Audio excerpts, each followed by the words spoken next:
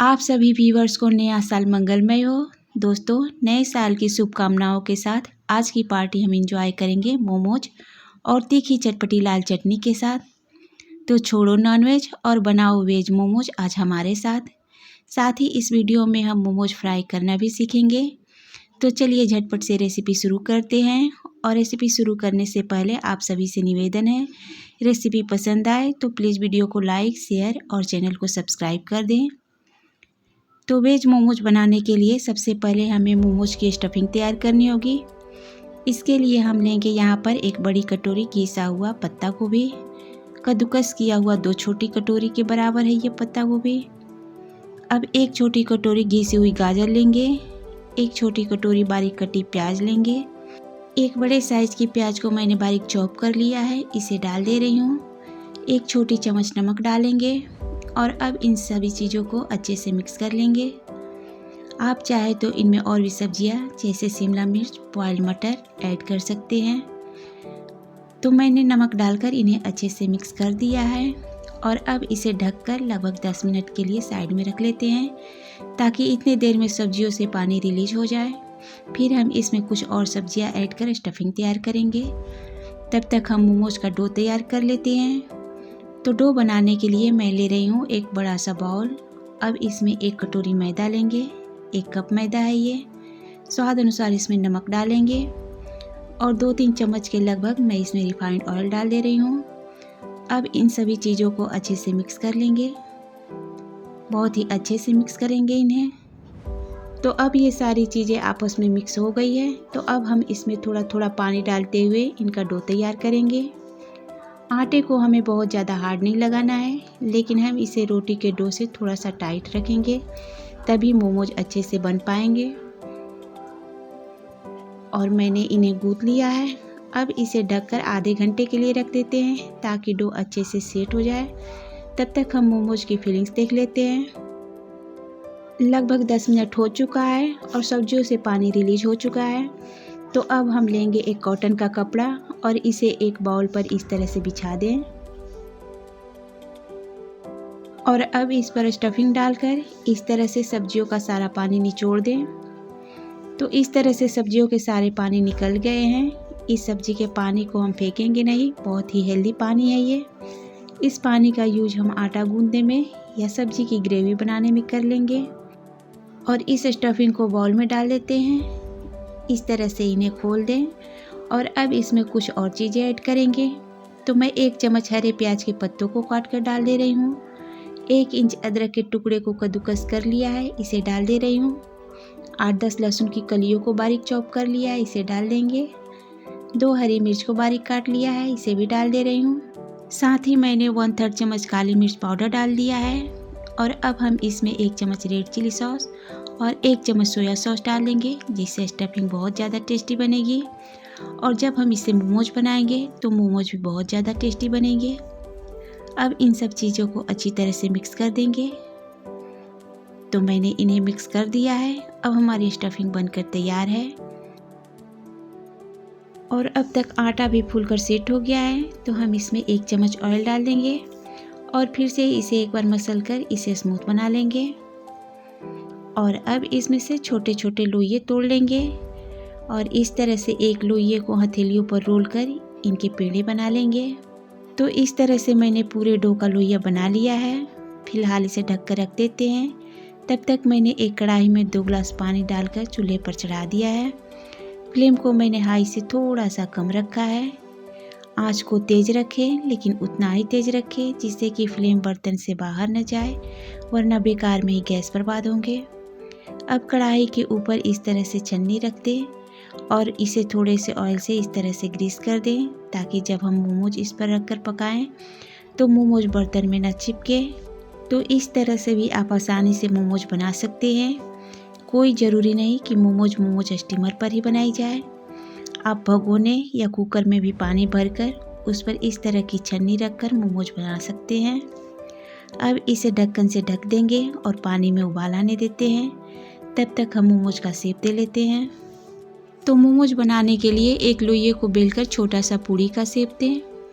लगभग 3.5-4 इंच के व्यास में इन्हें बेल लें, जितना हो सके इन्हें पतला बेलने की कोशिश करें, इसे मोटा ना रखें वरना मोमो से मैदे सा स्वाद आएगा। और अब इसके सेंटर में 1 चम्मच स्टफिंग रखें। 1-1.5 चम्मच के लगभग मैंने इसमें स्टफिंग रखी है। स्टफिंग आप अपने अनुसार कम या ज़्यादा रख सकते हैं। स्टफिंग ज़्यादा करने पर मोमोज का टेस्ट ज़्यादा बढ़िया आएगा। तो अब एक साइड से पूरी को उठाएं और इस तरह से इसे फोल्ड करते जाएं, प्लेट की तरह इसे फोल्ड करते जाएं। हम आधे पूरी को ही फोल्ड करेंगे और आधे पूरी को बिना फोल्ड के ही एक दूसरे के साथ इस तरह से चिपका दें। उंगलियों से इसे प्रेस कर दें ताकि ये ऊपर से भी चिकना और सुंदर हो जाए। तो देखिए कितना सुंदर मोमोज का शेप बनकर तैयार हो गया। और इसे मैं प्लेट में रखती हूँ और आपको एक और दूसरा मोमोज बनाकर दिखा देती हूँ ताकि आपको भी अच्छे से समझ में आ जाए। एक लोइये को बेलकर इस तरह से पूरी का शेप देंगे। पूरी के बीचों बीच स्टफिंग रखेंगे और आधे पूरी में इस तरह से प्लेट बनाते जाएं और आधे पूरी में बिना प्लेट बनाए ही इसे चिपका दें। स्टफिंग को उंगलियों से अंदर कर दें और दोनों किनारों को इस तरह से मिला दें। और अब ये हमारी दूसरी मोमो भी बन गई। मोमोज बनाना कोई बहुत बड़ी बात नहीं है, बहुत ही आसानी से ये बन जाते हैं। अब मैं आपको एक और शेप बनाकर दिखा देती हूँ। इस शेप को तो बनाना और भी आसान है। पूरी के बीचों बीच मैंने मसाले भर दिए हैं। अब पूरी में पहले की तरह ही प्लेट देते जाएंगे। इस शेप में हम पूरे ही पूरी में प्लेट देंगे, बीच में इस तरह से इन्हें मिला दें। तो ये हमारा दूसरा शेप भी बनकर तैयार हो गया। देखने में ये बिल्कुल ही मोदक की तरह लगता है। मोमोज के तो कई शेप होते हैं, कई डिजाइन में बनाई जाती है मोमोज। आपको जो इजी लगे आप वैसे ही बनाएं। तो मैंने यहाँ सारे मोमोज बना ली है। अब हम मोमोज स्टीम कर लेते हैं। स्टीमर रेडी हो गया है, पानी में उबाल भी आ गया है। आपको थाली में से स्टीम निकलते हुए दिखाई भी दे रहा होगा। तो अब हम एक एक कर कुछ मोमोज थाली में रख देते हैं। जितने मोमोज आसानी से थाली में रखे जा सके उतने ही रखेंगे और ध्यान रखें मोमोज के बीच में थोड़ी थोड़ी दूरी बनी रहे। इस तरह से पूरा थाली भर मोमोज हम रख देंगे। अब इसका ढक्कन लगा देते हैं और ढक कर इन्हें मीडियम टू हाई फ्लेम पर 10 से 15 मिनट तक के लिए स्टीम होने देते हैं। तब तक हम मोमोज के साथ खाई जाने वाली तीखी चटपटी लाल चटनी बना लेते हैं। तो चलिए मोमोज के साथ खाने के लिए झटपट से चटनी तैयार कर लेते हैं। तो चटनी बनाने के लिए हमने 4 तीखी वाली लाल मिर्च ली है। अब इसमें खौलता हुआ गर्म पानी डाल लेते हैं और पानी डालकर हम इसे ढककर छोड़ देते हैं लगभग 10 मिनट के लिए। और अब लगभग 10 मिनट हो गए हैं। इतने देर में मिर्ची काफ़ी हद तक फूल गई है। अब हम इसे एक ग्राइंडर जार में डाल देंगे। साथ ही 2 लाल टमाटर को बॉईल कर हमने इनके छिलके उतार दिए हैं और टमाटर को भी जार में डाल देते हैं। थोड़े से हरी धनिया की डंठल लेंगे, 6-7 लहसुन की कलियां लेंगे और 1 चम्मच में इसमें कश्मीरी लाल मिर्च पाउडर डाल दे रही हूँ। इससे चटनी में रेड कलर आएगा। और 2 चम्मच नमक डाल देते हैं। 1 चम्मच ऑयल डालेंगे और जार का ढक्कन लगाकर इसे ग्राइंड कर लेते हैं। और ये हमारी तीखी चटपटी मोमोज की चटनी बनकर तैयार हो गई। सर्व करने के लिए इसे एक बाउल में निकाल लेते हैं। अब इस चटनी को आप फ्रिज में रखकर 7-8 दिनों तक खा सकते हैं।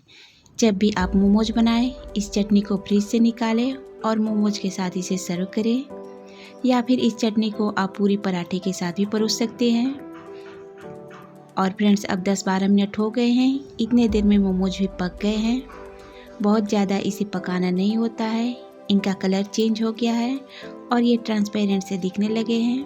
अंदर का स्टफिंग भी झलक रहा है, यानी मोमोज तैयार है। तो हम इन्हें अलग प्लेट में निकाल लेते हैं।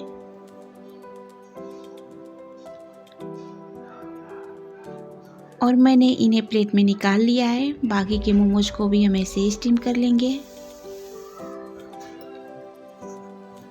तो ये हमारी गर्मा गर्म मोमोज बनकर तैयार हो गई। अब इसे आप तीखी चटनी के साथ सर्व कर सकते हैं। ये मोमोज ऐसे भी बहुत ज़्यादा टेस्टी लगते हैं। या फिर आप इसे और ज़्यादा टेस्टी और कुरकुरा बनाना चाहते हैं तो एक पैन को चूल्हे पर रखें। इसमें 2 चम्मच ऑयल डालें। ऑयल को इस तरह से पैन में फैला दें और इसमें कुछ मोमोज रख दें और इसे सैलो फ्राई कर लें। इसे एक साइड से ही फ्राई करें ताकि ये खाने पर एक साइड से क्रंची और एक साइड से सॉफ्ट लगे। बच्चों को तो बहुत ही मज़ा आने वाला है इस तरह का मोमोज खाकर। तो अब ये मोमोज फ्राई हो गए हैं, इसे ज़्यादा डार्क इन्हें नहीं करना है, तो फटाफट से मैं इन्हें निकाल लेती हूँ। और फाइनली हमारा मोमोज बनकर तैयार है 2 तरह के टेस्ट में। मैं तो चली इसे अपनी फैमिली के साथ एंजॉय लेने, और जाते जाते आपसे कहूँगी कि आप भी इस तरह से मोमोज बनाकर आज की पार्टी एंजॉय करें। फिर मिलते हैं नेक्स्ट वीडियो में, तब तक के लिए बाय।